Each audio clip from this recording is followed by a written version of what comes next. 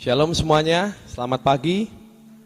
Ya, ini kita sekarang udah hari keberapa di tahun baru saudara? 18 saudara, nggak kerasa waktu itu cepat banget loh. Sekarang udah pertengahan tahun baru, pertengahan bulan, ya bukan pertengahan tahun. Udah sampai pertengahan Januari saudara, waktu itu cepat banget. Dan saat saya hari-hari ini merenungkan setiap firman Tuhan, saya mendapatkan sebuah ayat yang terus merema dalam hati saya. Saya mau ajak kita semua untuk baca terlebih dahulu dalam Yesaya 43 ayat 18 dan 19. Yesaya 43 ayat 18 dan 19. Ya, kita mau baca bersama-sama ya. Firman-Nya, janganlah ingat-ingat hal-hal yang dahulu, dan janganlah perhatikan hal-hal yang dari zaman purbakala. Lihat, aku hendak membuat sesuatu yang baru, yang sekarang sudah tumbuh. Belumkah kamu mengetahuinya? Ya, aku hendak membuat jalan di padang gurun, dan sungai-sungai di padang belantara. Saya berkata, amin. Tapi di ayat yang pertama dikatakan jangan ingat hal-hal yang dahulu. Saudara, kita semua tidak ada yang terkecuali dunia ini mengalami hal-hal yang gak enak. Trauma-trauma yang kita alami di 2 tahun terakhir ini benar-benar membuat kita ini terpukul dan membuat kita ini trauma, saudara. Ya. Banyak sekali yang di masa pandemi itu kehilangan banyak hal, saudara. Pengusaha-pengusaha banyak yang kehilangan pekerjaan. Ada keluarga yang ditinggalkan oleh anggota keluarganya karena mengalami yang namanya sakit, penyakit, dan virus yang mematikan. Nah, saudara, hal-hal ini banyak membuat kita untuk takut melakukan apa yang menjadi tujuan. Seperti tadi kita sudah nyanyi, kita melupakan yang sudah lalu, kita berlari kepada tujuan. Kita hidup semuanya, kita ini punya tujuan. Yang namanya tujuan itu ada di depan, gak ada yang namanya di belakang. Saudara, Tuhan ingatkan, kalau engkau mau mencapai apa rencana Tuhan yang sudah Tuhan taruh di hidupmu, kamu harus melihat ke depan. Saudara, pernah memikirkan gak? Kenapa dalam sebuah mobil, kaca spion itu ditaruhnya kecil di samping kiri kanan? Kecil. Gak pernah kaca spionnya lebih gede dari kaca depan. Kenapa? Karena mobil itu dirancang untuk kita berjalan maju. Dan seringkali ada beberapa orang yang sering banget kalau nyetir lihat ke belakang lagi. Terus saya waktu itu berjalan sama teman saya sih. Teman saya ini kalau nyetir sering banget lihat ke belakang. Padahal kita ini waktu itu pengen cepet-cepet nyampe gitu. Saat saya perhatikan kenapa sih orang kok jalannya kok pelan banget. Lihat ke belakang lagi. Hei, jangan lihat ke belakang. Gak penting yang ada di belakang itu. Kamu harus lihat yang ada di depan ini. Kaca depan kamu ini gede banget. Kamu harus lihat ke depan. Kaca belakang, spion itu perlu untuk apa? Untuk kita berhati-hati aja. Ngecek, oh ada mobil gak di samping kita? Apakah kita aman untuk kita mau mendahului mobil dan lain sebagainya. Tapi yang penting itu yang di depan. Jangan ingat hal-hal yang dahulu. Saudara sering kan kalau sekarang saudara bepergian di jalan raya, di belakang mobil truk gitu. Seringkali ada tulisan apa? Luwih enak zamanku toh gitu kan. Ya. Seringkali kita itu diingatkan oleh hal-hal masa lalu. Padahal keadaannya itu beda banget. Bagaimana bisa diomong lebih enak yang dahulu dengan situasi dan kondisi yang berbeda. Banyak yang berkata saat pemerintahan yang lalu itu gak ada yang namanya pandemi, gak ada. Yaitu bukan karena orangnya, saudara. Karena situasi zamannya yang sudah berbeda. Jadi kita yang namanya orang sering banget mengingat-ingat yang lalu. Kesuksesan kita di waktu lalu, sering nggak saudara dengar dari seorang tua yang berkata, dulu ya, waktu zamannya Oe, gitu katanya ya. Itu seperti ini, saya ini berhasil dan lain sebagainya, dan lain sebagainya, lain sebagainya. Tapi kenyataannya hari ini situasinya berbeda. Dan banyak juga orang-orang yang terjebak di masa lalu. Dengan apa? Dengan kepahitan. Dengan yang namanya luka batin. Dan itu kalau tidak diberesin, itu akan menghambat atau seperti kita seorang pelari yang malah membawa beban di punggungnya. Dan itu akan membuat kita tidak bisa berlari lebih jauh lagi. Nah saudara, hari ini Tuhan ingatkan, jangan ingat hal-hal yang dahulu. Artinya apa? Kita harus fokus dengan apa yang ada di depan. Kita mau baca dalam Kejadian 26 ayat 2 dan 3. Kejadian 26 ayat 2 dan 3. Ini yang dialami oleh Ishak.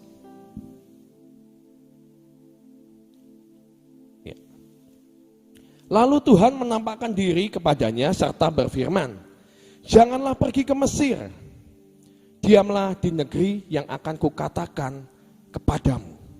Tinggallah di negeri ini sebagai orang asing, maka aku akan menyertai engkau dan memberkati engkau, sebab kepadamulah dan kepada keturunanmu akan kuberikan seluruh negeri ini. Dan aku akan menepati sumpah yang telah kuikrarkan kepada Abraham, ayahmu. Di sini dikatakan, janganlah pergi ke Mesir. Waktu itu, ini adalah firman untuk Ishak. Untuk dia boleh tinggal di tempat di mana dia dibuang. Mesir ini menggambarkan apa? Mesir ini menggambarkan kenyamanan, menggambarkan dunia. Seringkali kita ini, saudara, pengennya apa? Cari yang nyaman. Aduh, yang dahulu, memori itu diingat terus. Itu loh, yang dahulu itu yang enak. Seperti bangsa Israel. Saat dia dibawa keluar dari perbudakan, dia mau dibawa keluar ke tanah Kanaan. Yang ada saat dia menjalani yang namanya padang gurun, dan makanannya dikasih makanan yang ajaib yang belum pernah ada di dunia, dikasih mana. Yang ada apa? Aduh, lebih enak dulu waktu aku di Mesir. Ingatnya itu saudara, enak dulu. Padahal di Mesir mereka diperbudak, mereka dikasih makan seadanya. Kok bisa ngomong lebih enak yang dahulu? Dan akhirnya apa? Bangsa Israel tidak pernah, generasi yang mengalami perbudakan itu akhirnya dihabiskan di padang gurun. Gak ada yang bisa mencapai tanah Kanaan. Nah, masa lalu, Mesir, kenyamanan kita, jangan sampai itu membuat kita tidak mencapai yang namanya Kanaan yang Tuhan taruh dalam hidup kita, saudara. Kita harus melupakan yang lalu. Kita harus mulai sesuatu yang baru. Dunia berkata, waktunya new normal. Tapi kita mau normal, new things bersama Tuhan. Sesuatu yang baru sudah Tuhan sediakan. Jalan-jalan di padang gurun Tuhan bukakan. Saudara, saat kita mau meninggalkan yang lalu, kita siapkan hati kita, Tuhan akan membukakan jalan untuk setiap kita. Amin. Kita mau teruskan dengan ayat yang kedua, yang ayat 19 berkata gimana janjinya? Lihat, aku hendak membuat sesuatu yang baru, yang sekarang sudah tumbuh. Belumkah kamu mengetahuinya? Ya, aku hendak membuat jalan di padang gurun dan sungai-sungai di padang belantara. Saudara, waktu awal tahun kemarin kami ini pergi ke Bali. Kita liburan dan sekaligus waktu kita doa kita disuruh untuk membuat yang namanya patok di keempat penjuru di pulau ini. Dan waktu itu ada satu titik yang paling jauh, yaitu yang ada di utara. Karena waktu itu kita tinggal di daerah selatan. Dan waktu kita bertanya kepada teman kita yang ada di sana, mana ini pantai yang paling jauh?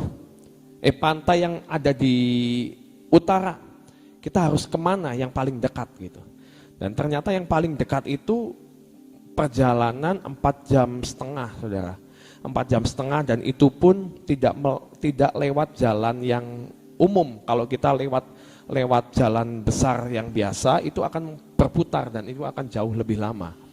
Dan akhirnya kita buka di share yang namanya Google Maps dan kita lihat itu, oh ternyata 4,5 jam bisa nyampe, dan waktu itu kita harus pulang pergi. Sorry, bukan 4 jam, 3 jam saudara. Dan waktu itu kita harus pulang pergi karena waktu itu saya ajak 2 anak saya dan ada beberapa anak kecil yang ada di hotel dan kita harus pulang pergi karena kalau ditinggal terlalu lama kan kasihan gitu. Ya, dan akhirnya oke, berarti siang kita bisa udah sampai hotel lagi. Kita berangkat saudara waktu itu. Waktu itu saya tanya, kita bermobil berempat atau berlima gitu.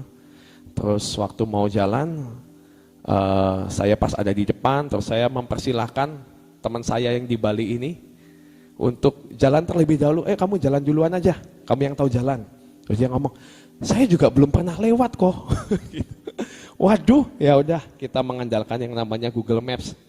Ya, kita udah lewat jalan besar sampai di tengah perjalanan itu baru memulai yang namanya kita dilewatin jalan yang baru. Jalan motong saudara. Dan seperti biasa yang namanya jalan pintas itu kan kecil ya saudara ya. Kecil, cuman kalau papasan sama mobil harus minggir dahulu dan lain sebagainya. Dan saat kita melewati jalan itu, pertama jalannya, oh kok kecil ya, makin kecil, nggak ada rumah penduduk, yang ada pinggir kiri kanan hutan.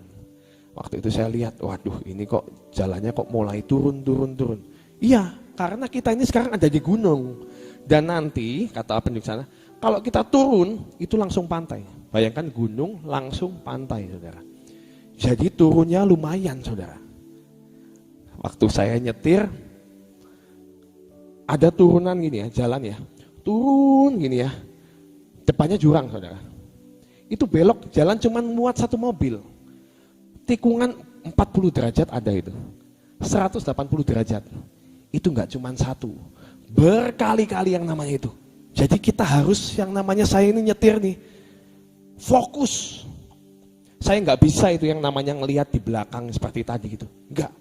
Saya fokus, injek rem, lihat. Saya cuman mikir, ini kalau ada mobil dari bawah, saya udah nggak tahu gimana ini kita akan stuck. Minggir pun nggak bisa, jalannya kecil, jalannya aduh mengerikan saudara. Nah, puji Tuhan kita akhirnya sampai di bawah. Apa yang mau saya katakan di tempat ini? Tuhan itu akan membuat di sini dikatakan jalan baru di padang gurun. Saudara jangan pernah bayangkan saudara, yang namanya jalan baru itu adalah jalan highway atau jalan yang gede banget seperti jalan tol. Jalan baru itu biasanya jalan yang kecil. Tapi itu akan membuat kita cepat sampai kepada tujuan kita. Amin. Yang harusnya perjalanan kalau muter 5 jam, saya bisa cuma 3 jam sampai ke lokasi. Tapi kita jalannya harus hati-hati. Dan kita harus lihat, saya nggak pernah, kita harus lihat yang namanya Google Maps itu. Ada suatu kali, waktu saya melewati jalan itu, saya ini kan lagi ngobrol, semuanya lagi ngobrol, ketawa-ketawa. Dan kita lagi ngomongin waktu itu ada pohon cengkeh di samping sebelah kiri. Bu Nani berkata, oh itu tuh pohon cengkeh, saya itu belum pernah tahu yang namanya pohon cengkeh. Oh ini ya pohon cengkeh ya, gitu ya. Lagi lihat, cuman meleng sedikit aja saudara. Kelewat saudara, kebablasan. Nah, kalau kita dikatakan Tuhan akan membuat jalan yang baru. Tahun ini ada jalan yang baru. Untuk bisnismu, untuk usahamu, untuk keluargamu, untuk pemulihan apapun. Saudara, jangan lengah. Kita harus menantikan yang namanya arahan Tuhan, pimpinan Tuhan. Di akhir tahun kemarin kita sudah dapat yang namanya pelita, saudara. Yang namanya pelita itu menerangi kita jalan selangkah demi selangkah. Bukan seperti lampu mobil, saudara. Kita bisa lihat jauh ke depan. Enggak. Selangkah demi selangkah. Tahun ini jangan gegabah. Jangan andalkan kekuatanmu yang dahulu. Jangan pernah andalkan kesuksesanmu yang dahulu.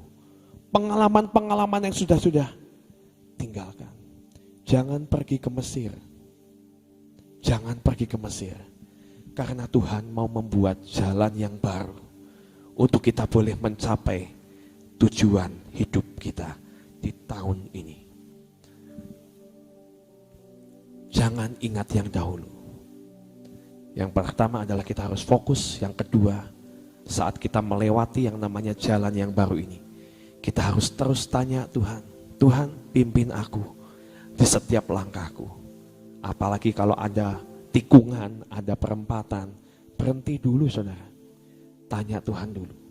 Sampai Tuhan memimpin, Roh Kudus arahkan jalannya, kita baru jalan.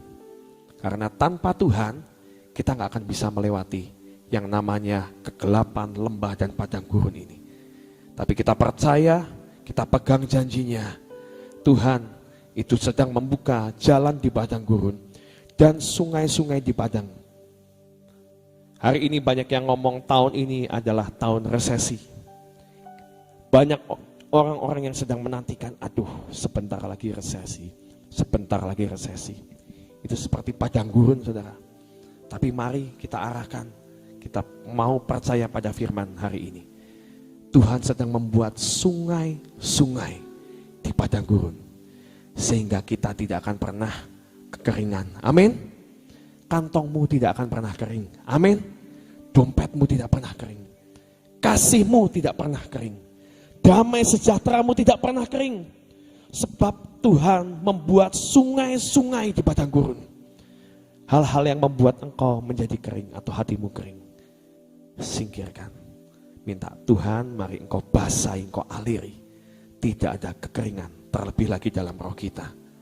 Ya, kita percaya saat Tuhan membuat jalan yang baru, kita responi, tapi ada bagian yang harus kita lakukan. Harus fokus. Yang kedua, harus selalu menantikan Tuhan. Nah, saudara, Tuhan itu adalah creator. Bagaimana Tuhan menciptakan dari yang tidak ada menjadi ada? Bagaimana caranya? Kalau kita lihat dalam Kejadian 1, saat Tuhan menciptakan yang namanya alam semesta ini, itu Tuhan itu membuat dari yang tidak ada menjadi ada. Dengan apa? Dengan perkataan apa? Selalu dimulai dengan Allah berfirman. Jadi yang menjadikan dari tidak ada menjadi ada itu apa saudara? Firman Tuhan.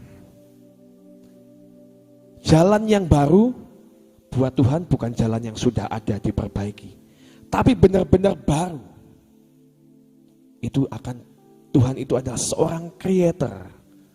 Saat dia berfirman yang tidak ada menjadi ada. Bagian yang harus kita lakukan hari-hari ini adalah apa?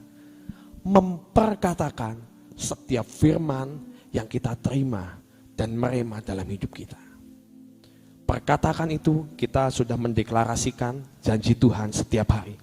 Tapi saya percaya pasti saat kita taat untuk merenungkan firman Tuhan, Tuhan pasti akan memberikan ayat rema dalam hidup kita. Dan itu yang harus kita perhatikan saudara. Mungkin ayat itu jauh di luar pikiran kita. Seperti lagu tadi, jauh melebihi pikiranku. Ya, karena itulah Tuhan. Tapi biar kita tetap mau percaya dan kita taat memperkatakan firman. Kita mau perkatakan firman, sampai jalan yang baru itu dibukakan di depan kita. Fokus, perkatakan firman. Saya percaya kita akan melihat hal-hal yang ajaib, jalan-jalan yang baru, sungai-sungai dari padang gurun dinyatakan di depan kita. Amin, saudara. Amin. Tuhan memberkati. Setiap kita itu dibutuhkan yang namanya percaya, ya. Percaya akan firman-Nya, percaya akan janjinya, ya. Kita lihat tadi Freddy mengatakan sesuatu hal yang nggak mungkin, wong di padang belantara kok ada jalan. Sedangkan kalau saudara sekarang tak ajak bayangkan di padang belantara itu kanan kiri depan belakang itu semua pasir, ya. Namanya padang belantara itu tidak kelihatan ada jalan seperti di dunia ini. Kita lihat ada jalan, ada traffic light, ya, kanan kiri ada rumah, itu hal yang umum.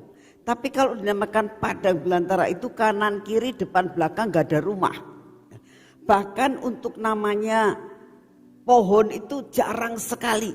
Kok bisa ada jalan? Tuhan katakan dibukakan jalan. Lalu namanya kalau padang belantara, padang pasir itu jarang sekali adanya air oase itu, ya, jarang sekali. Tapi dikatakan ada sungai, ya, di padang gurun. Sesuatu kemustahilan bisa terjadi kalau ada firman. Ya, tadi dikatakan harus ada firman. Saudara, dalam keadaan apapun yang kita hadapi tahun ini, satu perkara kita sudah dapat berita. Ada gelora cinta dalam hidup kita. Jadi itu yang membuat kita berjalan satu kali dan dua kali, tiga kali, empat kali. Langkah kita berjalan terus dengan gelora cinta. Percaya Tuhan akan melakukan perkara, kemustahilan bisa terjadi, ya. Saya waktu Freddy menyampaikan firman, saya teringat akan Elia. Elia masuk zaman kesengsaraan, masuk zaman yang dinamakan kekeringan, ya, kelaparan itu terjadi 3,5 tahun. Tapi kalau saudara lihat sesudah Tuhan berfirman mau ada kekeringan, ya, kelaparan, Elia dibedakan, ya kan? Dibedakan, disuruh pergi kemana? Ke Sungai Kerit. Di tempat kekeringan, Sungai Kerit tetap keluar air. Amin. Saudara percaya Tuhan akan memeliharakan kita dalam kehidupan kita sepanjang tahun ini. Amin. Yuk kita berdoa. Bapa, kami percaya akan firman-Mu, kami percaya bahwa apa yang Kau janjikan akan menjadi kenyataan dalam hidup kami. Sekalipun Tuhan, kami tahu bahwa tahun ini bukan tahun yang mudah, tetapi kami adalah orang-orang yang dibedakan. Engkau akan membuat sungai-sungai di padang belantara, sedangkan Engkau juga akan buat jalan di padang gurun ini Tuhan. Kami sangat percaya bahwa kami adalah orang-orang yang dibedakan. Seperti yang terjadi dalam bangsa Israel, seperti yang terjadi dengan janji-Mu atas Ishak, seperti janji-Mu atas Elia. Orang-orang yang dibedakan menjadi orang-orang yang dipeliharakan Tuhan.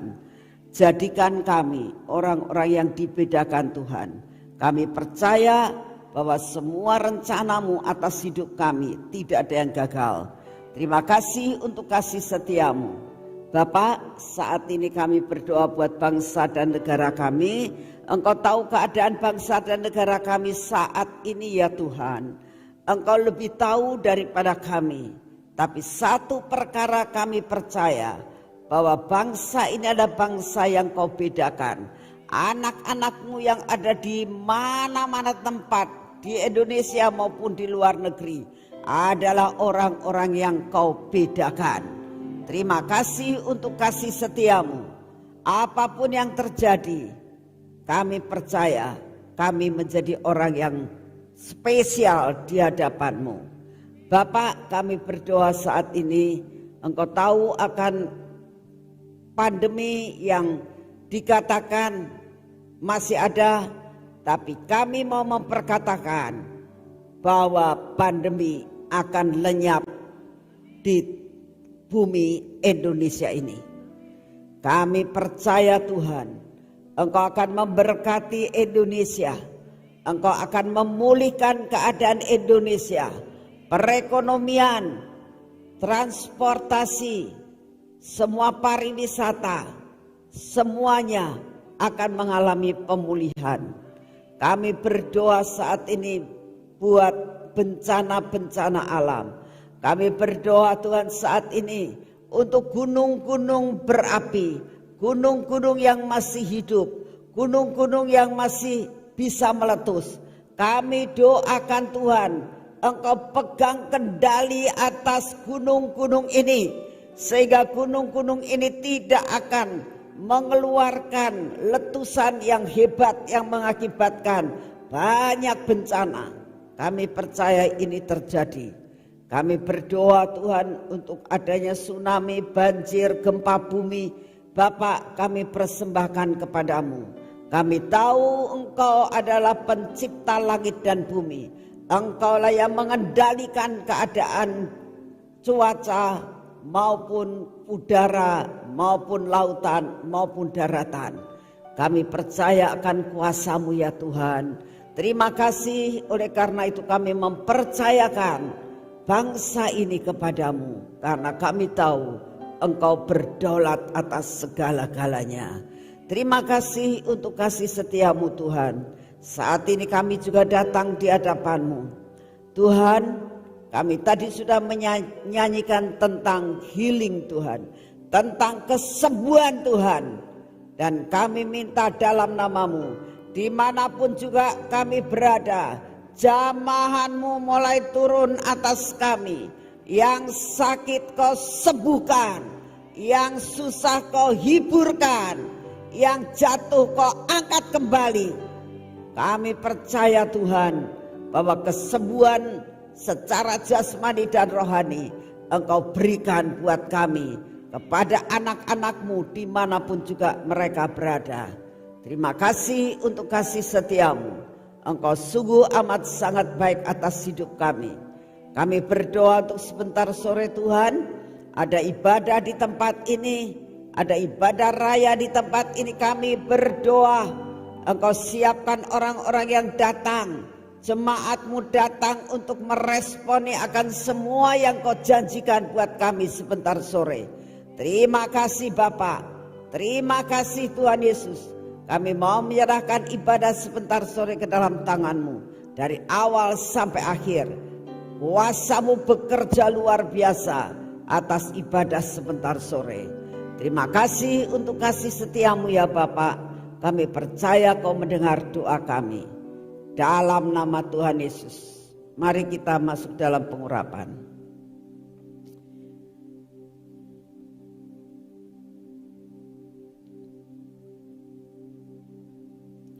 Bapak, kami tahu kami butuh Engkau Tuhan. Kami butuh pengurapan-Mu setiap hari, supaya kami tahu perjalanan kami akan menjadi berhasil. Kami menjadi orang yang selalu ada di bawah pengurapan. Dalam nama Tuhan Yesus, biarlah pengurapan ini turun atas kami. Urapi mata kami Tuhan, urapi telinga kami Tuhan, urapi bibir mulut kami, dan urapi hati kami. Biar hidup kami terus ada di dalam pengurapan yang daripada-Mu. Bapak, Engkau tahu keraguan-raguan yang sering ada dalam hidup kami. Kadang-kadang kami kurang percaya kepadamu. Biarlah semua itu dicabut dalam hidup kami. Biarlah Engkau memberkati tangan kami hari ini ya Tuhan. Untuk kami mengerjakan segala sesuatu, kami mau menyertakan Engkau di dalam setiap apa yang kami lakukan dan kerjakan. Karena kami percaya bersama dengan Engkau kami melakukan banyak perkara-perkara yang besar. Terima kasih untuk kasih setiamu. Berkati kaki kami ya Tuhan, supaya kaki kami ini dapat berjalan pada jalan yang sudah Engkau bukakan buat kami. Untuk kami berjalan bersama dengan Engkau. Terima kasih untuk kasih setiamu pagi hari ini Tuhan. Berkat yang berasal daripada-Mu, anugerah yang luar biasa yang dari surga turun atas kami, dan sepanjang hari ini hidup kami selalu berhasil. Dalam nama Tuhan Yesus. Amin. Selamat pagi, Tuhan memberkati saudara semuanya.